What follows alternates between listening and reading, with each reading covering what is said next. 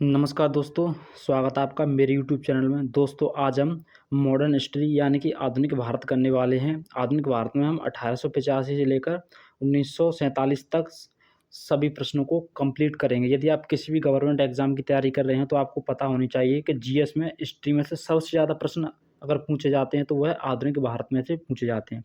इसलिए यह क्लास आपके लिए बहुत ही इम्पोर्टेंट होने वाली है। आप इस क्लास को बिल्कुल स्किप किए हुए बिना देखना। मैं आपको दावे के साथ कह सकता हूँ कि आप जिस भी एग्ज़ाम में बैठोगे, आपका एक भी प्रश्न आधुनिक भारत से बाहर नहीं जाएगा। तो चलिए, आइए बिना देर करते वीडियो स्टार्ट करते हैं। तो देखो, हम पढ़ेंगे आधुनिक भारत 1885 से लेकर 1947 तक। हम इस आधुनिक भारत में step by step, son by son आगे चलते जाएँगे। तो सबसे पहले स्टार्ट करते हैं 1885 से। देखो, 1885 में राष्ट्रीय कांग्रेस की स्थापना की गई थी मुंबई में। एओ ह्यूम द्वारा, जो एक ब्रिटिश का था। इसकी अध्यक्षता की थी दादाभाई नौरोजी ने। 1885 में राष्ट्रीय कांग्रेस की स्थापना मुंबई में की गई थी एओ ह्यूम द्वारा, जो कि एक ब्रिटिश का था, और इसकी अध्यक्षता दादाभाई नौरोजी ने की थी। 1885 में मुंबई व्योमेश चंद्र बनर्जी ने की थी, और 1886 में कोलकाता में दादाभाई नौरोजी के द्वारा की गई। फिर 1887 में मद्रास में बदरुद्दीन तैयब के द्वारा की गई थी।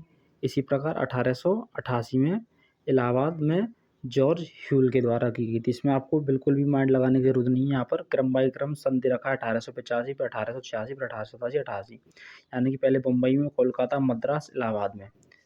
इसी प्रकार आगे चलते हैं।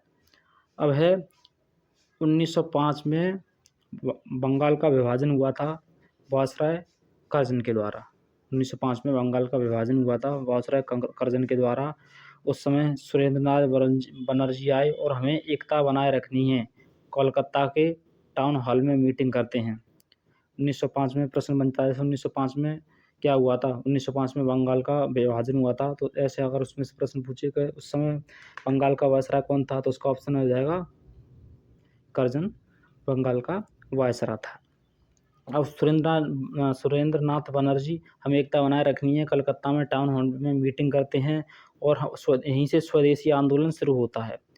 स्वदेशी आंदोलन यानी कि हमें स्वदेशी अपनाओ, विदेशी चीज़ों का बहिष्कार करो, हमें सिर्फ अपने स्वदेशी यानी कि खुद के देश की चीज़ें अपनानी हैं। यही स्वदेशी आंदोलन का उद्देश्य था। आगे अब चलते हैं। आगे 1906 में मुस्लिम लीग की स्थापना की गई थी। 1906 में मुस्लिम लीग की स्थापना की गई थी, यानी कि मुसलमान अपने अलग प्रांत की मांग कर रहे थे। इसके फाउंडर यानी कि संस्थापक मोहम्मद अली जिन्ना और आगा खां और सलीमुल्लाह खान थे। इसकी स्थापना ढाका में की गई थी, लेकिन इसका हेडक्वार्टर कहाँ था? लखनऊ। इसकी स्थापना ढाका में की गई थी, लेकिन इसका जो हेडक्वार्टर था वह क्या था? लखनऊ में था। इसी प्रकार आगे 1907 में, अब 1906 से 1907 की ओर चलते हैं। 1907 में सूरत अधिवेशन यानी कि कांग्रेस का विभाजन हुआ था। यहीं से कांग्रेस दो भागों में विभाजित हो गई थी, एक गरम दल और एक था नरम दल। गरम दल यानी कि गरम दल में आते थे तुम्हारे गोपाल कृष्ण गोखले, जो कि महात्मा गांधी के एक गुरु थे, और गरम दल में तुम्हारे आते थे लाला लाजपत राय, बाल गंगाधर तिलक और बिपिन चंद्र पाल। नरम दल का मतलब था कि हमें हिंसा नहीं करनी है, जो भी हमें सुधार लाना है वो हिंसा ना करके लाना है। लेकिन आपको ये बात पता होनी चाहिए, अगर जुनून और रुतबा चाहिए तो हमें नौजवानों की सहायता लेनी पड़ेगी, लेकिन अगर हमें अनुभव चाहिए तो हमें बड़े बुजुर्गों की, अनुभवी लोगों की ज़रूरत पड़ती है। लेकिन यहाँ से हमारी कांग्रेस कितने गुटों में बटेगी? दो जो गुटों में, गरम दल और नरम दल। यानी कि नरम दल में तुम्हारे गोपाल कृष्ण गोखले और गरम दल में लाला लाजपत राय थे। आगे 1907 में, सॉरी इसको करेक्ट कर लेना, यहाँ 1907 नहीं है, यहाँ 1909 है। क्या है यहाँ? 1909। 1909 में मार्लियामेंटो सुधार आया। आखिर ये मार्लियामेंटो सुधार क्या था? अब मार्लियामेंटो सुधार क्या था? अब हिंदू, मुस्लिम, सिख, ईसाई के जनसंख्या के आधार पर चुनाव होंगे, यानी कि जिस भी धर्म की जनसंख्या ज़्यादा होगी उसी के अनुसार चुनाव होंगे। यहीं से पाकिस्तान के लिए बीज बोया गया, यानी कि नफरती एजेंडा फैलाने के लिए, हिंदू मुस्लिम करने के लिए यहीं से क्या किया गया? यहीं से पाकिस्तान के लिए बीज बोया गया। 1909 में क्या आया था? मार्लियामेंट सुधार आया था। अब आगे 1911 में दिल्ली दरबार लगा। दिल्ली दरबार यानी कि ब्रिटिश जॉन पंचम और क्वीन मैरी ने आए और दिल्ली की राजधानी कब बनी? 1911 में दिल्ली की राजधानी की स्थापना की गई। यहीं से बंगाल को 2 हिस्सों में विभाजित करेंगे। इन्होंने कहा कि बंगाल को हम कितने हिस्सों में विभाजित करेंगे? 2 हिस्सों में, यानी कि यह बंगाल था, इसमें से 2 हिस्से कर दिए गए। एक पश्चिमी बंगाल और एक पूर्वी बंगाल में बंगाल को विभाजित कर दिया गया था। अब 1913 में गदर पार्टी की स्थापना की जाती है। इसके संस्थापक लाला हरदयाल, सरदार पूर्ण सिंह और सरदार संपूर्ण सिंह के द्वारा 1913 में गदर पार्टी की स्थापना इसलिए की जाती है जो कि हमारे क्रांतिकारी थे, जो अंग्रेजों के खिलाफ लड़ रहे थे, उनके लिए जो पैसा आता था वह गदर पार्टी के थ्रू आता था। इसके फाउंडर थे लाला लाजपत राय और सरदार पूर्ण सिंह और सरदार संपूर्ण सिंह। तो इसका जैसे प्रश्न बने तो 1913 में किसकी स्थापना की गई? तो किसकी की गई थी? गदर पार्टी की स्थापना की गई थी। 1915 में 1915 यानी कि 9 जनवरी 1915 को महात्मा गांधी अफ्रीका से वापस लौटते हैं और 1916 में लखनऊ समझौता होता है बाल गंगाधर तिलक के द्वारा। यानी कि 1916 में लखनऊ समझौता बाल गंगाधर तिलक द्वारा होता है। इसमें कांग्रेस प्लस मुस्लिम लीग के बीच में समझौता कराते हैं और हमारे बाल गंगाधर तिलक। यहाँ पर इसी प्रकार होम रूल आंदोलन की स्थापना बाल गंगाधर तिलक ने की थी पूना में। होम रूल क्या था? होम रूल यानी कि युवाओं को एक साथ जोड़ना, यही होम रूल आंदोलन का सिद्धांत था। तो होम रूल आंदोलन की स्थापना बाल गंगाधर तिलक ने की थी, यह पूना में की थी। और यहीं से बाल गंगाधर तिलक के साथ एनी बेसेंट आई। एनी बेसेंट जो कि आयरिश महिला थी। बाल गंगाधर तिलक ने न्यूज़पेपर मराठा और केसरी निकाला। इसी प्रकार एनी बेसेंट ने अपना न्यूज़पेपर कॉमन न्यू इंडिया निकाला। आगे चलते हैं। आगे है 1917 में।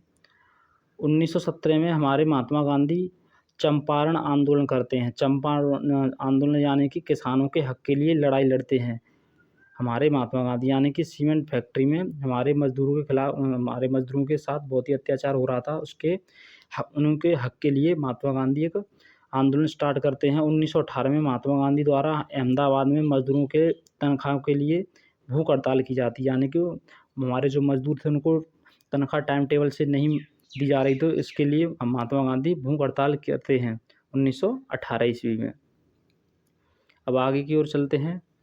आगे 13 अप्रैल 1947 को जलियांवाला बाग हत्याकांड हुआ था। यानी कि जलियांवाला बाग में बहुत से मजदूर एकत्र हुए थे अपनी मांग रखने के लिए, लेकिन जो जनरल डायर था उसने निहत्थे मजदूरों पर गोलियां चलवा दी, जहां पर सैकड़ों मजदूर घायल हो गए और बहुतों की मौत हो गई। इस समय उसका वायसराय कौन था? चैम्सफोर्ड था। इस हत्याकांड के बाद हमारे जो क्रांतिकारी भारत में जितने भी लोग थे सभी आक्रोश में आ गए और उन्होंने 1920 में एक असहयोग आंदोलन कर दिया। असहयोग आंदोलन यानी कि अब हम अंग्रेज़ों की बिल्कुल हेल्प नहीं करेंगे। वहीं केसर हिंद की उपाधि रविंद्रनाथ टैगोर ने वापस कर दी, जो जॉर्ज पंचम ने दी थी, क्योंकि जो हमारे बहुत से मजदूर मारे गए थे उसी के उपलक्ष्य में 1920 में असहयोग आंदोलन किया गया था और हम केसर हिंद की उपाधि रविंद्रनाथ टैगोर ने वापस कर दी थी। आगे क्या हुआ? आगे 1924 में हिंदुस्तान रिपब्लिक एसोसिएशन रामप्रसाद बिस्मिल द्वारा कानपुर में इसकी स्थापना की जाती है। यानी कि 1924 में हिंदुस्तान रिपब्लिक एसोसिएशन की स्थापना रामप्रसाद बिस्मिल द्वारा कानपुर में की गई और 1925 में काकोरी कांड होता है। यानी कि हमें ट्रेन लूटनी, यानी कि हमारे जो क्रांतिकारी उनको पता चलता है कि अंग्रेजों द्वारा कुछ पैसे और उसमें हथियार लिए जा रहे हैं, तो यह प्लान चंद्रशेखर आज़ाद का था। तो 1925 में काकोरी कांड होता है, यानी कि वो ट्रेन लूट लेते हैं हमारे क्रांतिकारी। 1926 में नौसवन सभा की स्थापना भगत सिंह करते हैं 1926 ईस्वी में। आगे 1928 में Hindustan Socialist Republic Association Chandrashekhar Azad द्वारा इसकी स्थापना दिल्ली में की गई थी। तभी 1928 में साइमन कमीशन आता है। साइमन कमीशन का बहिष्कार बहुत से क्रांतिकारी करते हैं और हमारे लाला लाजपत राय, जिसके कारण पुलिस की लाठी इनके सिर पर पड़ने से इनकी मृत्यु हो जाती है, लाला लाजपत राय की। जब लाला लाजपत राय की मृत्यु हो जाती है तो जो हमारे भगत सिंह थे क्रांतिकारी 1929 में अपने आप को सरेंडर कर देते हैं, क्योंकि बहुत से क्रांतिकारी उनकी वजह से मारे जा रहे थे। इस वजह से भगत सिंह 1929 में खुद को सरेंडर कर देते हैं और 24 मार्च 1931 को फांसी की सज़ा सुनाई जाती है। लेकिन 24 मार्च 1931 को फांसी की सज़ा सुनाई जाती है, लेकिन 23 मार्च को ही फांसी दे दी जाती है। यानी कि जो जनता में आक्रोश था, यदि 24 मार्च को फांसी देंगे तो कहीं जनता जेल को या ना घेर ले, इसी वजह से वो एक दिन पहले ही रात को हमारे भगत सिंह को फांसी की दे देते हैं। आज़ाद की मृत्यु 27 फरवरी 1931 को आज़ाद की मृत्यु हो जाती है। और 1930 को सविनय अवज्ञा आंदोलन यानी कि नमक तोड़ो आंदोलन होता है। यानी कि जो ब्रिटिश गवर्नमेंट थी, नमक पर बहुत सारा टैक्स वसूल रही थी हमारे भारतवासियों से। इस वजह से महात्मा गांधी गुजरात साबरमती से दांडी यात्रा करते हैं, लगभग 500 किलोमीटर, और 1937 में स्वशासन की मांग करते हैं हमारे पंडित जवाहरलाल नेहरू। आगे 1942 में क्रिप्स मिशन यानी कि अगस्त ऑफर आता है। इस 1942 में जो क्रिप्स मिशन अगस्त ऑफर आता है, इसे पोस्ट डेटेड चेक कहते हैं हमारे महात्मा गांधी। 9 अगस्त 1942 को भारत छोड़ो आंदोलन बम्बई में होता है। यहीं से महात्मा गांधी अपना नारा देते हैं, करो या मरो का नारा महात्मा गांधी देते हैं। 1939 में हमारे सुभाष चंद्र बोस कांग्रेस को छोड़ देते हैं और 1942 में आज़ाद हिंद फौज का गठन करते हैं। यहीं से 1946 में कैबिनेट मिशन आता है। इस कैबिनेट मिशन के 3 सदस्य देश में पैथिक लॉरेंस, A.V. अलेक्जेंडर और क्रिप्स मिशन। 1947 में इटली के प्रधानमंत्री क्लीमेंट एटली ने कहा कि हम 3 जून से पहले 1947 को भारत को आज़ाद कर देंगे। और उस समय हमारे भारत का जो गवर्नर जनरल कौन था? माउंट ब्रिटेन था। इस प्रकार हमारे भारत को आज़ादी दिलाने में बहुत से क्रांतिकारियों का योगदान रहा है। यदि आपको वीडियो पसंद आई हो तो वीडियो को लाइक करना और चैनल को सब्सक्राइब करना ना भूलें। मिलते हैं अगली वीडियो में, जब तक के लिए जय हिंद।